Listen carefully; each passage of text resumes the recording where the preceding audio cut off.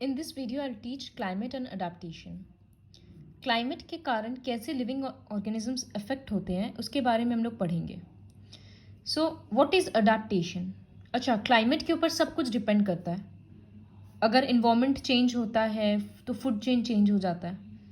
Animals को अगर एक पर्टिकुलर क्लाइमेट को अडाप्ट करना है, वहाँ सर्वाइव करना है, तो अपने आप को अडाप्ट करना होगा. तो अडेप्टेशन क्या होता है? Adaptation is a trait that makes an animal suited to its environment. एक एग्जाम्पल से समझाएंगे तो बेटर समझ आएगा. जैसे पोलर बेयर को इतना ठंड के जगह में रहना होता है, पोल्स में, तो वो उसके बॉडी में क्या है, थिक फर है.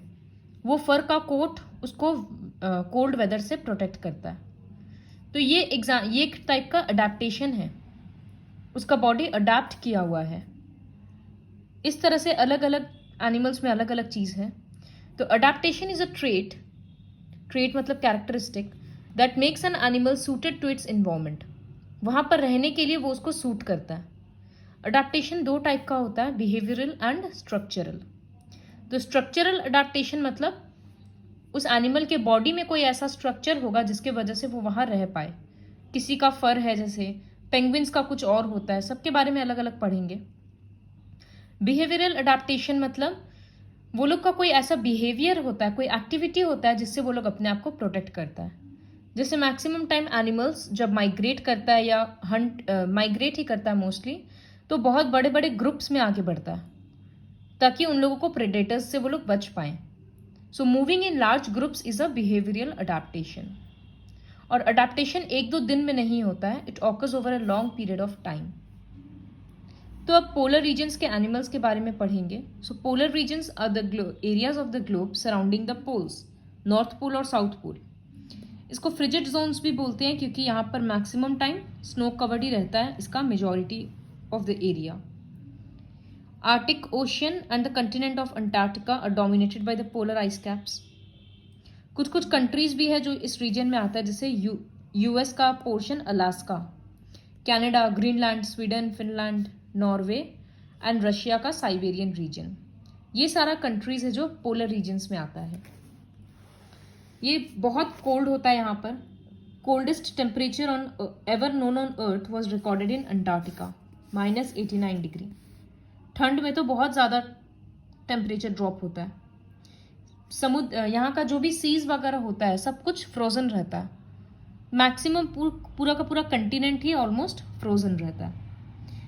पोल्स में सन 6 मंथ्स के लिए शाइन करता है. ये हम लोग एसएसटी में पढ़े थे क्लास 6 में. 6 महीना के लिए सन रहेगा और 6 महीना के लिए नहीं रहेगा. So the sun shines for over half of the year and it is dark for the other half of the year. तो यहाँ का लाइफ कितना डिफिकल्ट है.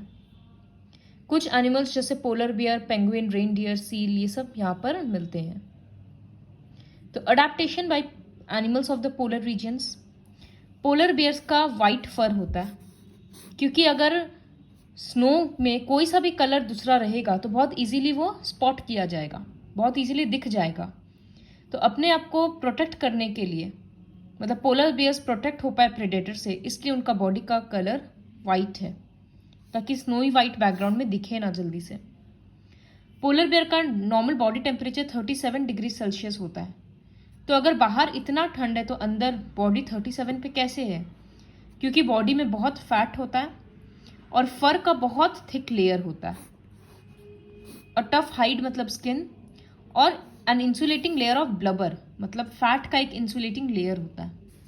इसके वजह से पोलर बेयर का टेम्परेचर बाहर में कितना भी हो, पोलर बेयर का टेम्परेचर 37 रहता है. Polar bears are so well insulated that they tend to get overheated. Polar bears का इतना ज़्यादा इंसुलेशन का फैसिलिटी है कि अगर वो थोड़ा सा भी ज़्यादा एक्टिव होकर या ज़्यादा चलेगा तो उसको रेस्ट करना पड़ता है क्योंकि उसका बॉडी पूरा वार्म अप हो जाता है. तो इसी वजह से वो लोग बहुत धीरे धीरे मूव करता है. Polar bears can close its nostrils while swimming underwater. A polar bear's front paws propel it through water for swimming. उसका फ्रंट पॉज पानी में उसको आगे बढ़ने में हेल्प करता है. और hind feet and legs are held flat and are used as rudders. दूसरा एनिमल है पेंगुइन. पेंगुइन का फेदर्स होता है जो कि एकदम टाइटली पैक्ड होता है, आपस में कोई गैप नहीं होता है, तो इससे वो लोग कोल्ड वेदर से अपने आप को प्रोटेक्ट कर पाता है। हर फेदर के बाद में एक एक्स्ट्रा पोर्शन निकला हुआ रहता है so that they can fluff their feathers up. इससे वो लोग को ठंड में गर्माहट मिलता है और गर्मी के टाइम पे वो लोग अपने फेदर्स को एडजस्ट करके कूल ऑफ कर सकते हैं। सो ये बहुत बड़ा एडवांटेज है। पेंगुइन्स का बोन्स बहुत हैवी होता है, जैसे बर्ड्स का बोन्स अंदर से हॉलो होता है और एयर फिल्ड रहता है, लेकिन पेंगुइन्स का ऐसा नहीं होता है। तो इसकी वजह से वो लोग पानी में सिंक करते हैं, डूब जाते हैं। They have a layer of blubber fat beneath their skin which helps them to stay warm. A streamlined body, streamlined मतलब जैसे फिश का बॉडी होता है या बोट होता है या एरोप्लेन का शेप होता है, तो उस तरह का बॉडी है, और paddle like feet to help them to swim under water. अब हम लोग कुछ एनिमल्स का अडेप्टेशन पढ़ेंगे रेन फॉरेस्ट से। तो रेन फॉरेस्ट इक्वेटर के आसपास मिलता है जहाँ बहुत ज़्यादा बारिश होता है और टेम्परेचर हाई रहता है। कुछ कुछ कंट्रीज है जैसे इंडिया, मलेशिया, इंडोनेशिया, इस तरह से जहाँ रेन फॉरेस्ट मिलता है। अमेज़न रेन फॉरेस्ट वर्ल्ड का लार्जेस्ट रेन फॉरेस्ट है। Central Africa holds the world's second largest rain forest. तो रेन फॉरेस्ट का कैरेक्टरिस्टिक क्या होता है?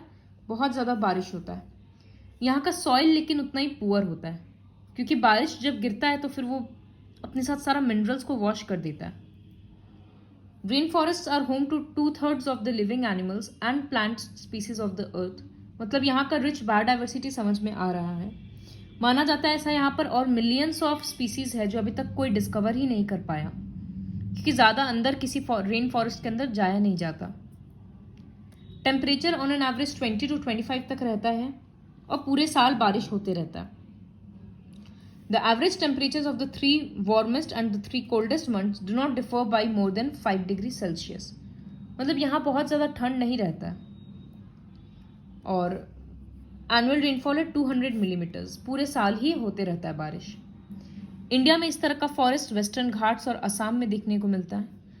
एनिमल्स यहाँ पर monkeys, apes, gorillas, lion, tiger, ये सब मिलते हैं। तो कुछ कुछ एनिमल्स का अडेप्टेशन के बारे में पढ़ेंगे। तो adaptation by animals of the tropical rain forests, तो इसका एक एग्जांपल है red eyed frog. The long limbs of these frogs are suited for climbing than for swimming. इसका ये जो लिम्स है ये बहुत लंबा लंबा होता है ताकि ये किसी भी चीज़ पर चढ़ पाए।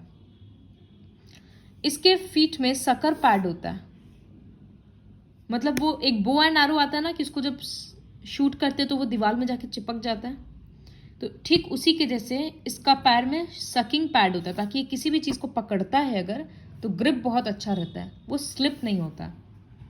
सो these pads allow the frogs to stick to various objects, ताकि वो लोग गीला पत्ता और गीला लीव्स को भी, वेट लीव्स को भी अच्छे से पकड़ पाए।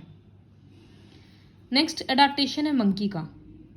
तो मंकी का टेल बहुत लंबा होता है इस तरह से विथ प्रीहेंसाइल टेल, ताकि वो किसी भी चीज़ को दूर से ही पकड़ ले। ब्रांचेस में अपना टेल रोल कर लेता है और ब्रांचेस से हैंग होता है। हाथ बहुत लंबा होता है, हाथ और पैर दोनों ही, ताकि एक से दूसरे ब्रांच में कूद सके। फिंगर्स और टोज हुक के जैसा काम करता है। Third is the lion tailed macaque is a medium sized monkey with shiny black fur and long greyish white hair around its face, जैसा इसमें दिख रहा है। It's get its name from the long tail which has a tassel at the end, quite like that of a lion. Tail के end में इस तरह से रहता है, तो इसी को बोलते हैं। तो लायन के जैसा टेल है, इस वजह से लायन टेल्ड मकाऊ। ये 17 तरह का डिफरेंट वोकल पैटर्न्स से कम्युनिकेट करता है लोग, मतलब अलग अलग आवाज़ निकालकर अपने कम्युनिटी में कम्युनिकेट करता है। इन लोगों का क्या स्पेशलिटी है कि खाने के लिए ये लोग मुंह में पूरा स्टफ भर लेगा और पेड़ के किसी ऊपर के ब्रांच में जाकर फिर वापस मुंह से बाहर निकाल के धीरे धीरे च्यू करेगा। So they gather food quickly with their hands and promptly stuff in their pouches. When their pouches are full, they retreat to the safety of forest's upper canopy and eat leisurely. Next is the large beak of the tocotocon. Is perfect for picking fruit. Fruits खाने के लिए इसका beak इस तरह का है। 20 centimetre long beak है, orange colour का। It sports a large black spot near the tip, जो फ्रूट्स को छिलने में, स्किन उतारने में काम आता है। And to scoop up water, पानी भरने में भी काम आता है ये बीक इस तरह का। The big cats like lion, tiger and leopards are the predators that rule the tropical rainforests. ये दूसरे एनिमल्स को मार के खाते हैं। तो इनका बॉडी बहुत फ्लेक्सिबल होता है ताकि ये लोग जल्दी रन कर पाए, जंप कर पाए एंड क्लाइंब कर पाए। इंटेस्टाइन शॉर्ट होता है, इसी वजह से ये सब एनिमल सिर्फ मीट खाता है and not vegetable matter. Teeth sharp है क्योंकि फ्लैश टीयर करना है। Most big cats hunt at night. Lion, tiger सब ज़्यादातर रात को हंटिंग करता है, तो ये लोग का विजन ह्यूमन से 6 गुना ज़्यादा अच्छा होता है। दे have a larger field of vision. वो लोग ज़्यादा देख सकता है एक ही बार में, लेकिन कलर्स नहीं देख सकता जिस तरह से हम लोग देखते हैं। फिर एलिफेंट्स का क्या अडेप्टेशन है? The elephant has adapted to the conditions of the tropical rain forest in a remarkable way. Its nose and upper lips are fused to form a long trunk that has about 150 muscles. Upper lips और nose fuse होकर ये trunk बन गया। Trunk एक हाथ के जैसा काम करता है, किसी भी चीज़ को पकड़ने में, ट्री के ब्रांचेस को ब्रेक करने में, पानी पीने में, ये सब काम में, बेदिंग के लिए, ये सब चीज़ के लिए वो यूज़ करता है। So elephants also use their trunks to suck and drink water और to squirt it over their bodies for bathing, अपने ऊपर पानी उछालने के लिए। और नॉस्ट्रल्स है वो ओडर डिटेक्ट करने में, स्मेल करने में हेल्प करता है। आईसाइट पुअर होता है लेकिन स्मेलिंग पावर अच्छा होता है। They can smell water at great distances and can hear sounds from distance more than 1.5 kilometre.